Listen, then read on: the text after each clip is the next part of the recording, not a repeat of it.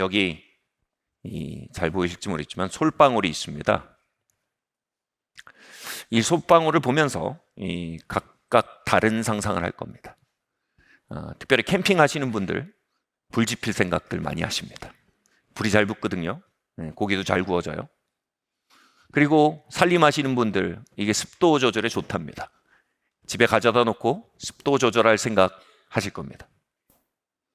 그런데요, 식물에 대해 좀 아시는 분들은 이 솔방울 안에 엄청난 씨앗들이 들어있는 것을 아실 겁니다.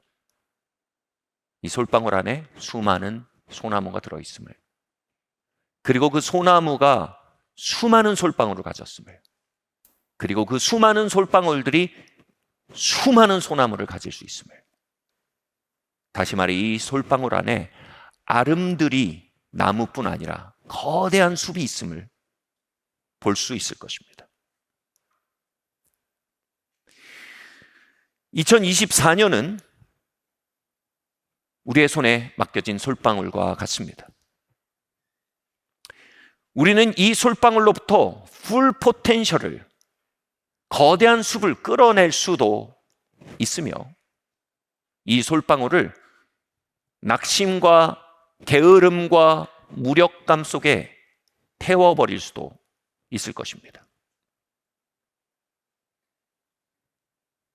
어떻게 하면 이 솔방울을, 2024년이라는 하나의 솔방울 안에서 하나님의 풀 포텐셜을, 이 안에 있는 거대한 숲을 끌어낼 수 있는 삶을 살 수 있을까요? 2020년 1월이었습니다. 한 모임에서 이 말씀을 들으면서 한 해를 시작하고 있었습니다. 근데 그 말씀 중에 이 부활절 달걀, 이스터 에그에 대한 이야기가 있었습니다.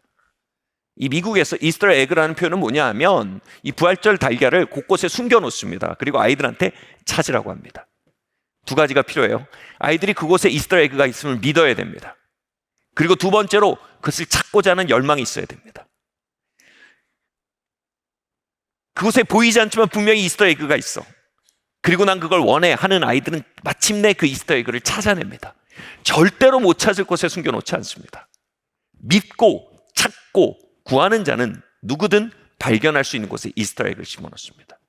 그 설교 내용은 이랬습니다. 하나님께서 우리에게 주시는 것들은 이스터 에그의 형태로 온다. 우리가 그것이 있음을 믿고 보이지 않지만 그것을 찾고 두드리기 시작할 때 그것은 발견되어진다 라는 내용이었습니다. 그 자체로는 듣기 좋은 덕담처럼 들렸습니다만, 제가 그 집회를 끝나고 집에 돌아서 책을 읽는데, 영어 책을 읽는데 다른 저자인데 똑같은 표현이 나온 거예요. 이스터 에그와 같이 하나님 우리에게 일하신다. 그 책은요, 성령 안에 기도함에 대한 책이었습니다. 다시 말해 우리의 삶에 하나님께서 주신 이스터 에그들, 이 부활절 달걀들은 우리의 삶에 보이지 않게 오지만 우리가 성령 안에 기도함으로, 다시 말해 그것이 있음을 믿고 그것을 찾고 구하고 두드림으로 우리는 그것을 마침내 발견하고 누릴 수 있게 된다라는 내용이었습니다. 같은 날 동일한 예화로 하나님께서 저에게 말씀하시는 것을 느낄 수 있었습니다. 2020년 하나님께서 주실 일들은 부활절 달걀처럼 숨겨져 있으나 내가 그것을 믿고 두드리고 찾을 때 발견되어질 수 있겠구나 라는 하나님의 음성을 듣게 된 것입니다. 그리고 2020년 1월 그 말씀을 받은 직후에 아시다시피 코로나가 터졌습니다. 코로나는 교회 사역에 직격탄이 되었습니다.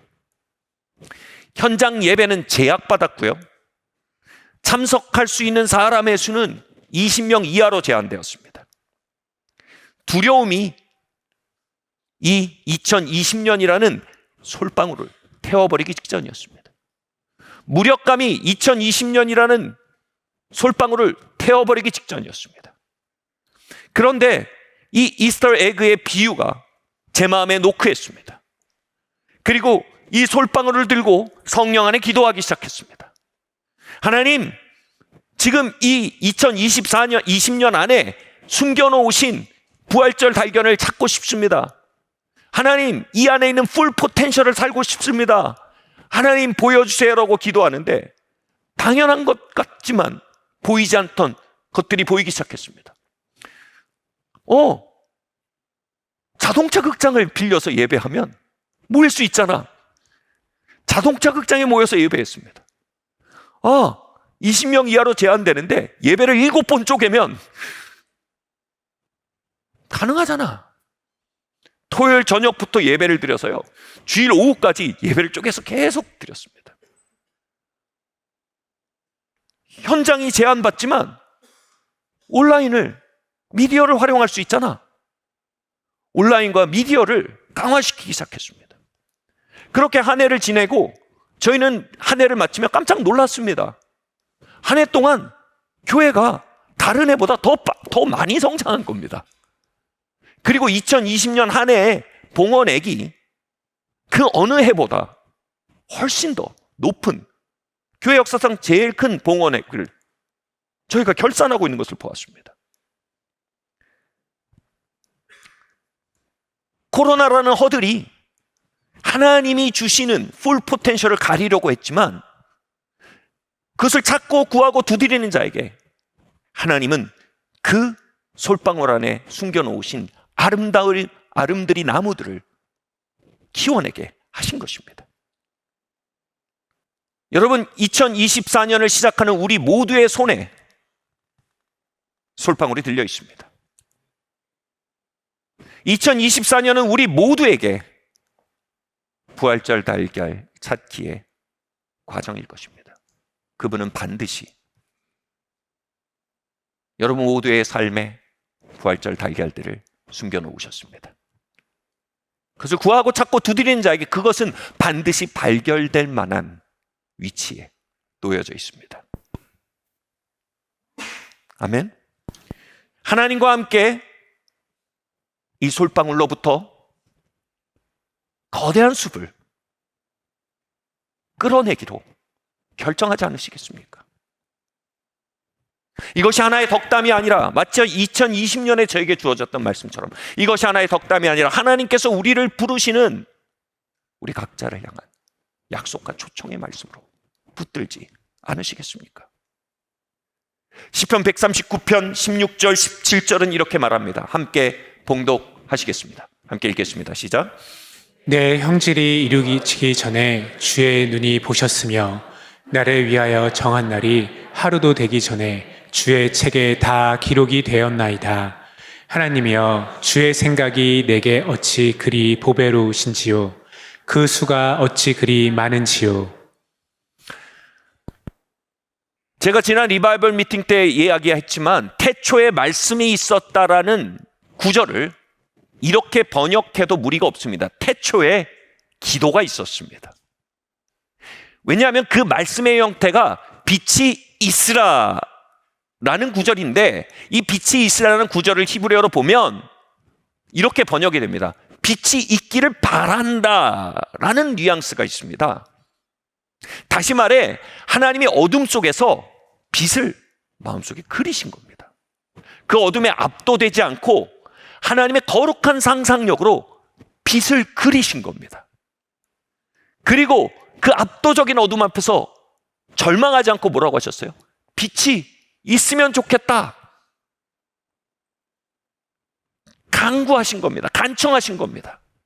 아들 예수 그리스도와 성령님이 들으시는 자리에서 나는 빛이 있었으면 좋겠어 라고 말씀하신 것입니다. 그리고 성령님과 예수님은 그 하나님의 아이디어에 기초한 간구에 응답하여 빛을 창조하셨습니다. 생명이 있었으면 좋겠어. 낮과 밤이 나뉘었으면 좋겠어. 우주의 질서가 있었으면 좋겠어. 기도는 소망을 아뢰는 언어입니다. 태초에 하나님의 아이디어가 있었습니다. 태초에 그 아이디어에 기초한 하나님의 소망이 있었습니다. 여러분, 만약 우리의 삶 각자를 향해서도 하나님이 아이디어를 가지고 계시다면 그 얼마나 멋진 일이겠습니까? 하나님께서 우리 각자를 향한 계획과 디자인을 가지고 계시다면 얼마나 흥분된 일이겠습니까? 그리고 하나님이 그것을 우리에게 나눠주신다면요, 그리고 우리가 그 하나님의 생각을 받아서 우리가 하나님처럼 말하게 된다면요, 내 삶에 이런 일이 있길 바라요. 예수님, 성령님, 내 삶에 이런 일이 나타나길 바랍니다. 태초가 뭡니까? 모든 일의 시작입니다. 여러분, 그 모든 선한 일, 아름다운 일의 시발에 기도가 있습니다. 하나님의 뜻에 기초한 기도요, 하나님의 계획에 기초한 기도요, 하나님이 의도하셨지만 나타나지 않은 것, 하나님이 계획하셨지만 보지 못하는 것, 하나님이 원하시지만 아직 만져지지 않는 것들, 다시 말해 그 하나님의 생각을 우리가 받아서요, 그것이 나타나도록 구하고 두드리고 찾도록, 다시 말해 그것을 간구하도록 하나님은 우리를 초청하셨고요, 그 하나님의 아이디어, 하나님의 생각, 하나님의 기도에 기초한, 하나님의 디자인에 기초한 간구를 통해 예수 그리스도와 성령님은 그 하나님의 뜻을 이 땅에 나타내시기 위해 우리와 함께 하십니다. 아멘. 그래서 태초에 있었던 창조의 역사가 무질서와 공허와 어둠이 있는 우리의 삶 가운데 재현되도록 우리 모두를 기도의 자리로 초청하시는 것입니다. 태초에 기도가 있었습니다.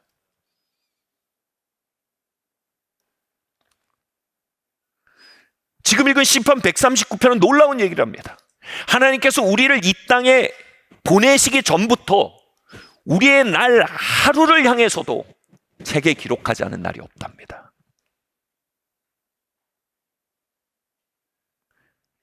이 말은요, 여러분 각자를 향한 2024년의 계획과 뜻과 디자인이 분명히 하나님께 있다는 겁니다. 그 수가 엄청 많답니다.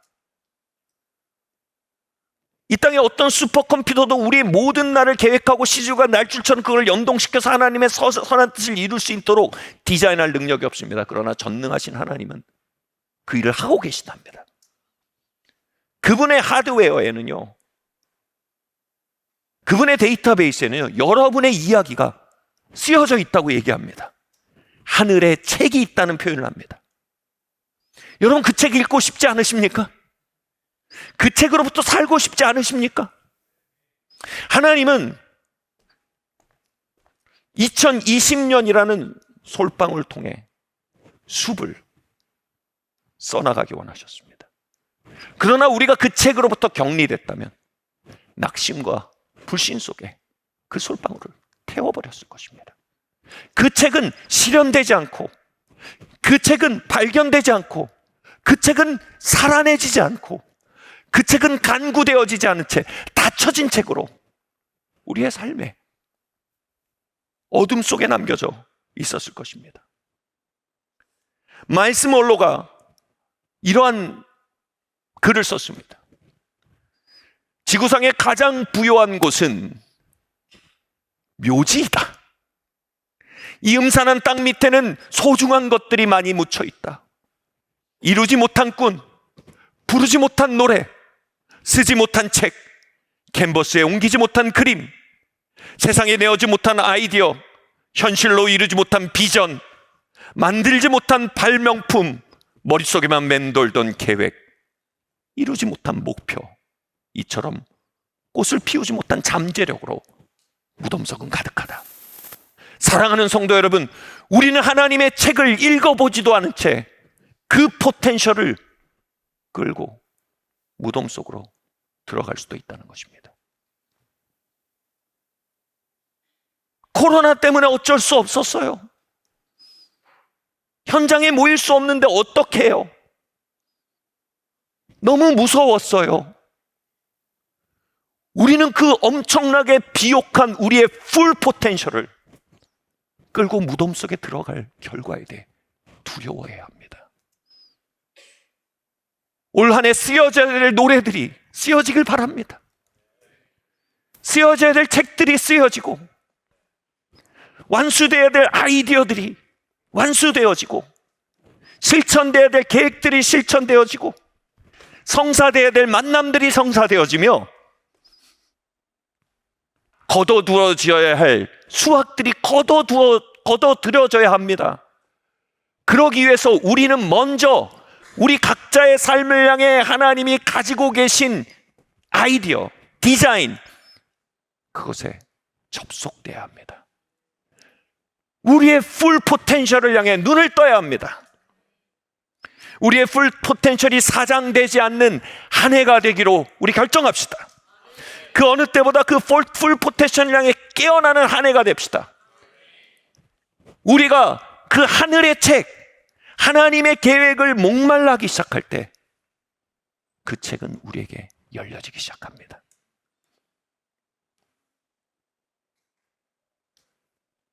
이 말씀이 만약 그 책을 기록하셨던 하나님으로부터 여러분에게 들려지고 있는 초청이라면, 만약 하나님의 섭리가 여러분을 이 자리에 불러 이 목소리를 듣고 하고 계시게 한다면,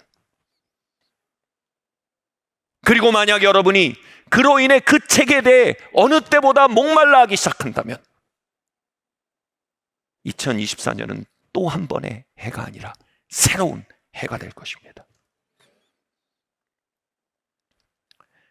맷 맥퍼슨이라는 젊은 찬양 인도자가 있었습니다. 이 맥 맥퍼슨은 기도하고 하나님 임재 안에 거하면서 그 책에 기록된 자신을 향한 하나님의 생각이 무엇인지 어렴풋이 알았습니다. 나는 풀타임 사역자다. 나는 풀타임으로 찬양을 인도하는 사람이고 나는 풀타임으로 전도자로 사는 사람이다. 그 부르심을 인식했습니다. 하늘의 책을 읽은 겁니다. 근데 그 챕터를 읽었는데 두 번째 챕터에 문제가 있어요. 뭐냐 하면 그렇게 살려면 부양해야 될 가족이 있는 거예요. 그래서 첫 번째 챕터 읽고 이거 말이 안 되고 책을 덮지 않았어요. 이게 하나님의 이야기라면 두 번째 챕터에 대해서 하나님이 분명히 써놓은 게 있을 거다. 하나님, 이 문제에 대해서 하늘에 어떻게 쓰셨는지 보여주십시오. 하나님 내 모든 날들을 기록하셨다고 하셨습니다. 그리고 시편 139편에 이르길 그것이 보배롭다고 하셨습니다. 여러분, 하라는 일은 있고 공급은 없으면 이거 보배롭습니까? 이건 깡통입니다. 명령이 있으면 공급이 있는 겁니다. 그는 두 번째 챕터에 대해서 목말라하고 구하기 시작했습니다. 어느 날 이 맷 맥퍼슨이라는 청년이 집에서 낮잠이 들었습니다. 근데 꿈속에서 컴파운드 보우라는 양궁이죠. 양궁의 어떤 문제를 해결할 수 있는 한 부속품을 본 거예요. 꿈속에서. 이는 어렸을 때부터 컴파운드 보우를 아빠한테 배워서 이 컴파운드 보우로 사냥도 하고 취미 생활을 하던 사람이었어요. 그래서 이 컴파운드 보우를 잘 알았고 누구보다 컴파운드 보우가 가지고 있는 문제점을 알았는데 이 꿈속에서 본 부속품은요, 이걸 완벽하게 해결할 수 있는 부속품인 거예요. 꿈속에서도 막 흥분이 되는 거예요. 빨리 일어나야지, 빨리 일어나야지. 꿈에서 깨서요, 종이에다 그걸 그렸어요. 그리고 그게요, 컴파운드 보우를 역사를 바꾸는 특허가 됐습니다. 그리고 그 특허의 기초에서요, 이 맷 맥퍼슨은요, 매튜 활 회사라는 회사를 만들었고요. 이게 컴파운드 보우의 지금 탑 회사입니다. 거기서 머물지 않았어요. 찬양 인도자잖아요. 기타를 많이 만져봤고, 뭐 컴파운드 보우를 줄이고 이거 활이고 뭐니까 비슷하니까 기타도 많이 만든 것 같아요. 그래서 이 맥퍼슨 기타를 만들었어요. 여러분, 기타 만지시는 중에 맥퍼슨 기타 모르는 분 없어요. 탑 회사입니다. 이렇게 발명가이자 사업가로서의 챕터를 그는 그곳에서 읽은 겁니다. 제가 너무 그분의 삶이 흥미로워서 구글링을 했어요. 그런데 그분의 자기소개를 읽는데 제가 너무 재밌었어요. 뭐 나는 기업가다 이런 게 아니에요. 나는 월십 리더다. 나는 전도자다. 그리고 뭐 옆에 나는 뭐 발명가고 뭐 이런 거 나오는 거예요. 지금 자신을 뮤지션으로, 월십 리더로, 에반젤리스트로 세계를 다니며 사역하는 사람으로 자신의 삶을 드리고 있는 그를 봅니다. 그는 땅으로부터 하늘을 막지 않았습니다. 땅에 눌려 하늘을 묻는 것조차 못하는 불신에 잡혀 자신의 삶이라는 솔방울을 태워버리지 않았습니다. 그는 하나님과 함께 솔방울을 보며 꿈꿨습니다. 하나님이 솔방울 안에 그 나무들을 불러내고 싶습니다. 하나님이 솔방울을 향해 가지고 계신 그 당신의 시편 139편에서 당신의 생각이 보배롭다고 했는데 그 보배로운 삶을 끌어내기 원합니다. 그리고 하나님은 그 목마름에 응답하기 시작하셨습니다. 그리고 그는 그가 마음으로 읽은 그 챕터들을 이 땅에 실현시켜 가기 시작했습니다. 저는 진심으로 하나님께서 여러분을 향해 쓰고 계신 챕터들에 대해 궁금합니다. 거기엔 방향이 있을 것입니다. 그리로 가는 방법도 있을 것입니다. 그리로 가기 위해서 어디에 기름을 넣어야 되는지도 있을 겁니다. 그리로 가기 위한 수단이 뭔지도 나와 있을 것입니다. 하나님은 그것에 대해 아주 생각이 많다고 했습니다. 뭐냐면 굉장히 디테일을 가지고 하나님 대충 이렇게 살아라가 아니라 우리의 날들을 기록하셨다고 하셨습니다.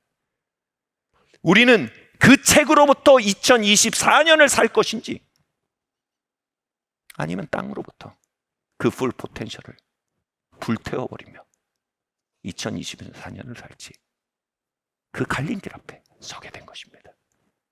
그리고 사랑하는 성도 여러분, 여러분 승기를 잡으신 겁니다. 하나님의 말씀이 여러분의 귀에 들려오고 있습니다. 여러분 그 풀 포텐셜을 목말라 하고 있습니다. 여러분 그 책을 읽기를 원하고 있습니다. 같이 말해요. 하나님, 나의 이름으로 기록된 당신의 책을 읽기 원합니다. 다음 챕터를 읽기 원합니다. 아멘. 마태복음 6장 9절 10절 말씀 함께 읽겠습니다. 시작. 그러므로 너희는 이렇게 기도하라. 하늘에 계신 우리 아버지여, 이름이 거룩히 여김을 받으시오며 나라가 임하시오며 뜻이 하늘에서 이루어진 것 같이 땅에서도 이루어지이다. 여러분 어떻게 우리가 그 삶으로 들어가겠습니까? 예수님께서 이렇게 말씀하셨어요. 너희는 이렇게 기도하라. 기도가 뭐예요? 여기서 말하는 건 종교적 활동이 절대 아닙니다. 예수님께서 이 본문에서요 종교적 활동으로서의 기도를 배격하셨습니다. 여러분 어떤 기도는요 때로는 배격됩니다. 제가 전도사 시절에 뭔가 일을 일으키기 위해서 그 광장동 지하 성전에서 어두운 데서 계속 기도하는데 너무 불행한 거예요. 근데 마음속에 이런 감동이 오는 거예요. 그때 봄날이었거든요. 아들아, 나는 여기서 너가 이루고 있는 것보다 가서 저 아름다운 벚꽃이 펴있는 저 거길 걷고 햇살 속을 걸으면서 나의 선함을 네가 먹고 마시길 바란다. 여러분 우리 종교적인 기도는요 우리를 개선시키지 못합니다. 예수님 말씀하신 건 종교적인 열심을 말하는 게 아닙니다. 예수님 말씀하신 포인트는 이겁니다. 뜻이 하늘에서 이루어진 것처럼 여러분의 책은 쓰여져 있습니다. 아멘. 그 뜻이 보배롭고 심히 다양하다고 하십니다. 아멘. 우리가 기대할 만한 것입니다. 뜻이 하늘에서 이루어진 것처럼 이 땅에서 이루어지게 해주십시오라는 갈망 자체가 기도라는 것입니다. 하나님, 나는 풀타임 사역자로 불림받았습니다. 하나님, 풀타임 사역자로 살아가길 원합니다. 이 외침 자체가 기도인 것입니다. 그러나 하나님, 내가 가장입니다. 하나님, 내가 돌보아야 할 가족이 있습니다. 하나님, 이것을 돌볼 수 있는 하나님의 공급 계획에 대해 내가 알기 원합니다. 이것이 기도입니다. 그 책의 존재와 그 책을 기록하신 분이 전능자여 창조주임을 믿을 때 그 심령에는 기도가 시작됩니다. 그의 존재가 기도가 되는 것입니다. 아멘. 땅에 갇혀 땅으로 생각하고 땅으로 느끼며 살던 이가 하늘을 믿고 하늘로부터 땅을 살고자 하는 모든 목마름이 바로 기도가 되는 것입니다. 여러분 이 자리에서 기도하고 계십니다. 하나님, 뜻이 하늘에서 이루어진 것처럼 내 삶에 이루어지길 원합니다. 맨 맥퍼슨의 이야기처럼 주님 그 하늘의 책을 살아내기를 원합니다. 아멘. 여러분, 이 기도가 어떻게 시작된다고 말하고 있습니까? 놀라운 표현이 나옵니다. 같이 말해볼까요? 하늘에 계신 우리 아버지요. 그 전능자요 창조주를 아버지로 인식하는 데서 시작된대요. 이 아버지라는 말이 굉장히 여러분 사실 많은 생각을 일으킬 수 있습니다. 어떤 분은 아버지요 하면 하늘에 계신 우리 아버지가 그분 보스구나 이렇게 느낄 겁니다.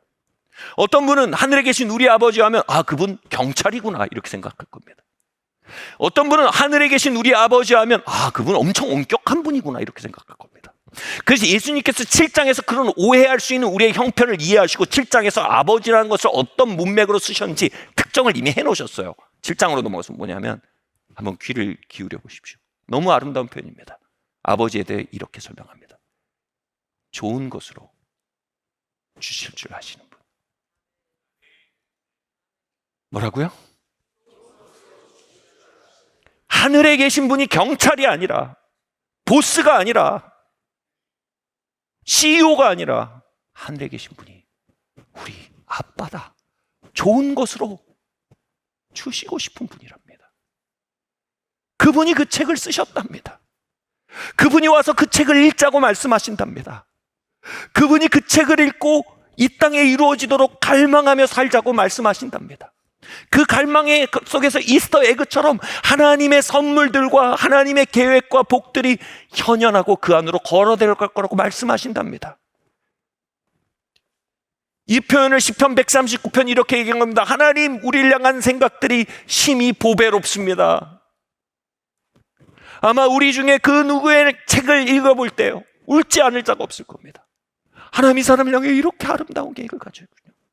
하나님 이 사람을 향해 이렇게 보배로운 생각을 가지셨군요. 이렇게 디테일하게 예비하셨군요. 하나님은 우리의 아버지십니다. 아멘. 이 좋은 것으로 주실 줄 안다는 표현은 두 가지를 의미합니다. 한 가지는요, 그분의 선의를 의미하고요, 관대함과 선이요. 두 번째는 뭘 의미하냐면요, 그분의 전능성을 얘기합니다. 어떤 상황 속에서도 그분은 좋은 것을 전달하는데 실패하지 않으신다는 뜻입니다. 어떤 상황 속에서도 그분은 좋은 것으로 채우는 것에 낙심하지 않으신단 말입니다. 포기하지 않으신단 말입니다. 하나님은 어떤 환경, 어떤 문제, 어떤 과거를 가졌든 그분께 나오는 얘기, 좋은 것으로 줄 아시는 분입니다. 거기서 어떻게 멋있게 줄 수 있는지 전문가십니다. 어떻게 보잘것없어 보이는 것을 맥시마이즈 하는지에 대해 전문가십니다. 어떻게 작은 것에서 풀 포텐셜을 끌어내는지에 대해 그분은 전문가 정도가 아닙니다. 크리에이터이십니다. 전능자이십니다. 창조자이십니다. 그분은 어둠 속에서 빛을 만드셨습니다. 환경은 크지 않습니다. 그분이 큽니다. 경험은 크지 않습니다. 그분의 선함이 큽니다. 우리의 과거는 크지 않습니다. 그분의 신실하심이 큽니다. 좋은 것으로 줄 아시는 아버지, 하늘에 계신 나의 아버지여, 이름이 거룩히 여김을 받으시오며 나라가 임하옵시며 뜻이 하늘에서 기록된 것처럼 내 오늘에 이루어져 가길 원합니다. 요한복음 10장 10절 말씀 함께 봉독하시겠습니다. 시작. 도둑이 오는 것은 도둑질하고 죽이고 멸망시키려는 것뿐이요 내가 온 것은 양으로 생명을 얻게 하고 더 풍성히 얻게 하려는 것이라. 예수님은 코로나를 기약하지 않으셨습니다. 예수님은 풍성한 삶을 기획하셨습니다. 인간의 죄와 연약을 통해 지옥이 우리의 삶을 공격할 뿐입니다. 이 말씀과 평행을 이루는 구절을 많은 성경학자들이 이것을 말합니다. 나를 믿는 자는 그 배에서 생수의 강이 living water 넘쳐나리라. overflow입니다. 생명이 흘러 넘치는 겁니다. 어디서요? 배에서요. 바로 그 풍성한 삶이 어디서 시작된다는 겁니까? 우리 뱃속에서요. 여기서 말하는 배는 장이 아닙니다. 거기서 흘러넘친 게 뭐 좋은 게 있겠습니까? 여기서 말하는 배는요, 존재의 중심을 말하는 표현입니다. 그것을 마음이라고 말합니다. 같이 말씀, 마음. 풍성한 삶은 우리의 마음에서 시작됩니다. 우리가 하나님의 생각을 목말라하고 기도의 영을 가질수록 하나님의 생각이 어떻게 온다고요? 우리의 마음 중심에서 솟아난답니다. 창문 하나 닫으시는데 창문 여시는 거 아니야? 현장 막히면 미디어 있잖아. 이게 막힌 거야? 열린 거지. 이게 시작이 된대요. 그리고 그 작은 생각이 우리의 간구가 더해질 때 절대 작지 않은 창조의 에너지가 된다는 겁니다. 아멘. 하나님은 우리 안에 그 책을 계시하기 원하세요. 우리가 목말라 하면 어디 피조물 따위가 창조주 얘기를 하려고 그래요. 이거는 천기누설이라 안 된다. 영어 기밀이다. 그냥 조용히 살아라. 성경은 그러한 맥락이 전혀 없습니다. 목말라 해라. 크고 비밀한 걸 네게 보여주겠다. 목말라 하시면요, 두드리시면요, 나도 모르게 내 중심에서 하나님의 아이디어가 샘처럼 올라온답니다. 할렐루야. 그게 어디까지 솟아난다는 거예요? 풍성한 삶으로 이끌기까지요. 생존하는 거 말고요, 허덕허덕 사는 거 말고요, abundant life, 풍성한 삶으로 이끌기까지 그분의 생명이 우리 안에서 수많은 아이디어들 주신답니다. 아멘. 근데 요한복음 10장이 이것만 얘기하면 얼마나 좋아요? 뭘 얘기하고 있습니까? 도적을 말합니다. 같이 말합시다. 도적. 죽이고 도적질하고 빼앗으려는 도적 곡 사단 마귀를 말합니다. 사단이 이것들을 빼앗고 도적질하고 죽이기 위해 역사하고 있다는 겁니다. 어떻게 해요? 그 생각이 우리 안에서 뿜어져 나오는 걸 미연에 차단하려는 거예요. 그 생각을 미연에 파괴하려는 겁니다. 지금은 제가 상담 사역을 거의 하지 않지만 교회 초기에 우리 엘더들을 제가 상담을 많이 했습니다. 전도사님, 제가 전도사님 요즘 이런 일이 있는데 어떻게 해야 될지 모르겠어요.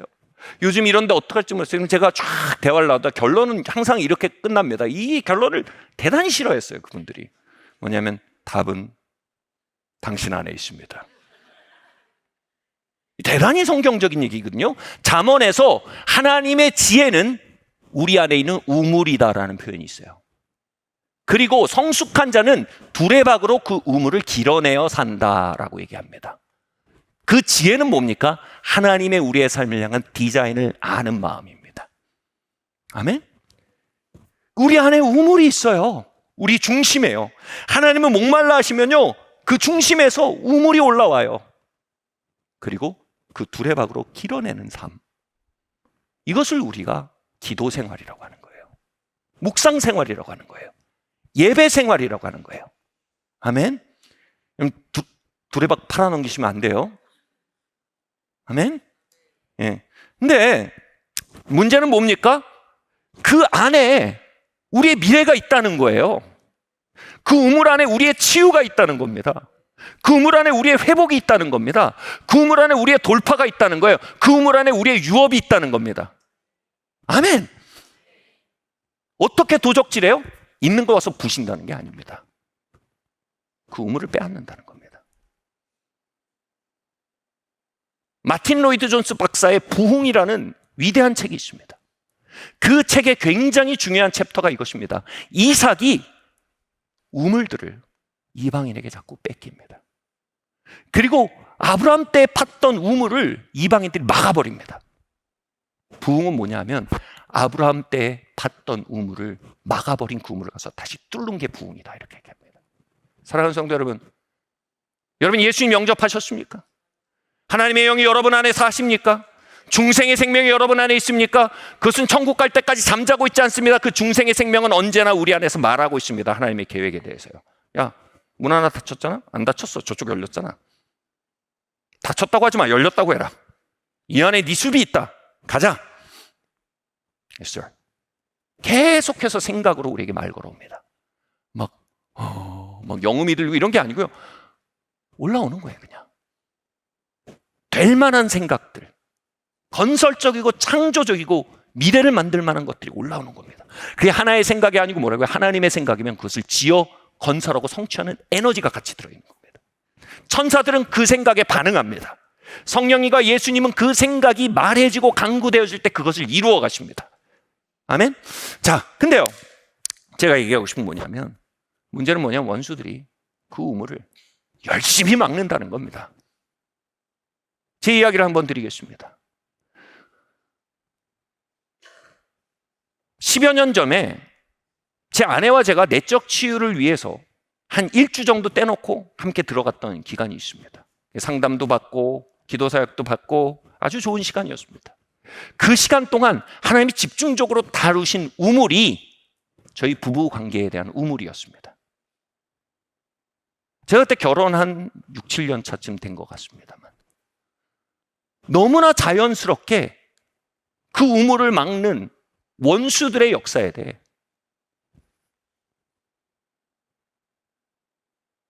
무감각한 거예요.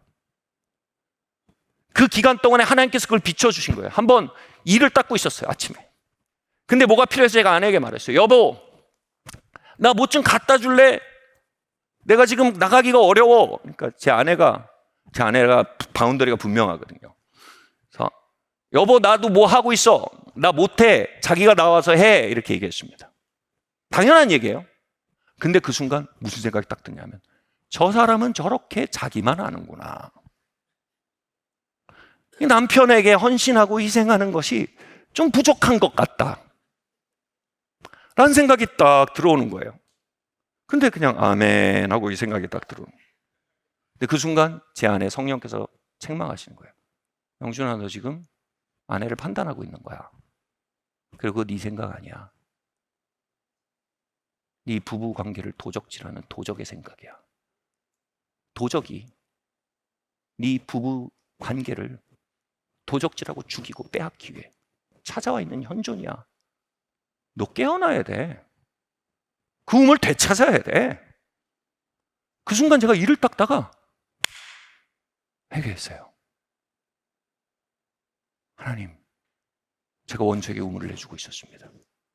우리 부부 관계의 우물을 이 판단의 영에게 내주고 있었습니다. 하나님 용서해 주십시오. 주님의 피로 씻어 주십시오. 주님, 이 우물을 회복하기 원합니다. 그리고 그 이후로 행복하게 살았답니다. 라면 동하고 그 우물을 찾기 위해서요 2, 3년을 싸워야 했습니다. 어느새 그 우물을 다시 내주는 거예요. 이 말이 뭡니까? 블레셋 거민이 아브라함의 우물을 막은 것처럼 여러분, 원수들은요 우리의 미래를 도적질하기 위해, 우리의 유업을 도적질하고 우리의 풍성한 삶을 도적질하게 우리의 우물을, 거대한 맨홀 뚜껑을 두고 와서 자꾸 둘러댄단 말입니다. 예수님은 그걸 오셔서 그 맨홀 뚜껑을 다시 뚫어내신단 말입니다. 그 전쟁에 대해 깨어나야 한다는 겁니다.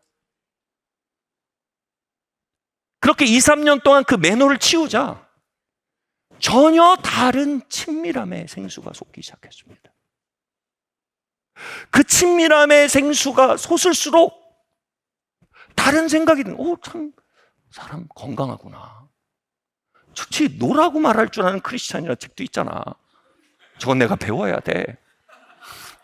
그래, 나아가 노를 말할 수 있는 아내를 내게 주신 건 내 삶의 균형을 주기 위함이시구나. 이 사람은 나의 선물이구나. 그러고 보니까 이렇게 예뻤네. 그러니까 사람이 이렇게 착했네. 뭐 별 생각이 다 드는 거예요. 별 생각이 뭐예요?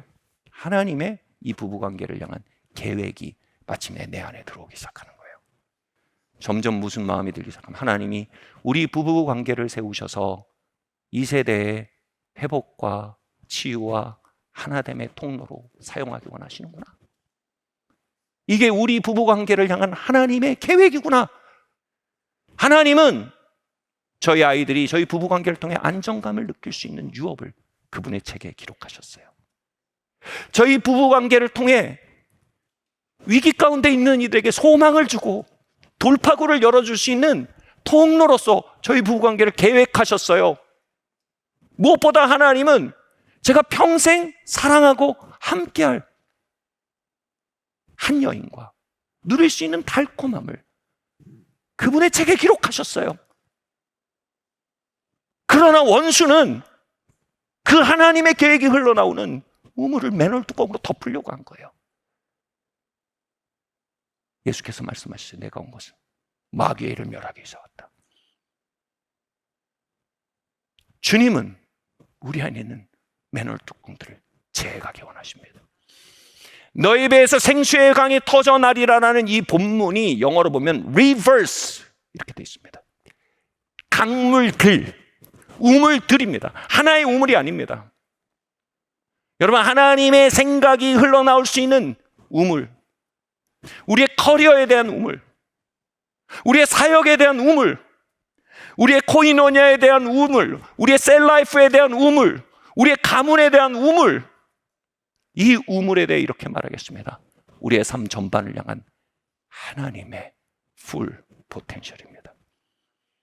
하나님의 풀 포텐셜은 그 우물에 있습니다. 마틴 로이드 존스 박사의 말처럼 그 우물이 뚫릴 때 부흥이 시작됩니다.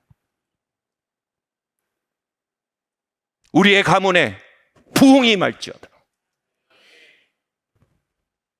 우리의 자녀들에게 부흥이 임할지어다. 우리의 커리어에 부흥이 임할지어다. 우리의 셀라이프에 부흥이 임할지어다. 우리의 사역에 부흥이 임할지어다. 대한민국에 부흥이 임할지어다.